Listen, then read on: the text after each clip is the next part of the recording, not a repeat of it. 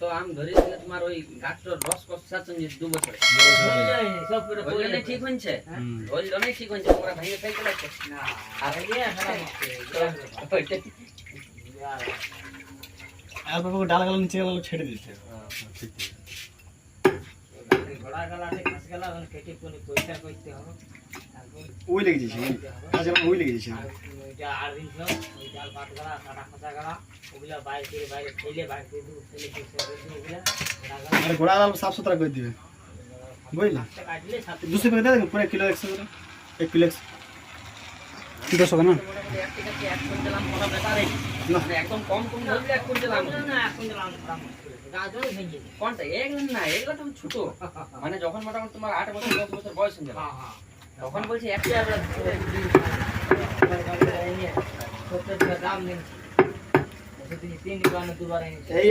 আর এক মাস 1.5 মাস পরে একটা ওষুধ দিবেন আমাকে ওষুধটা বলে মেরে দিতে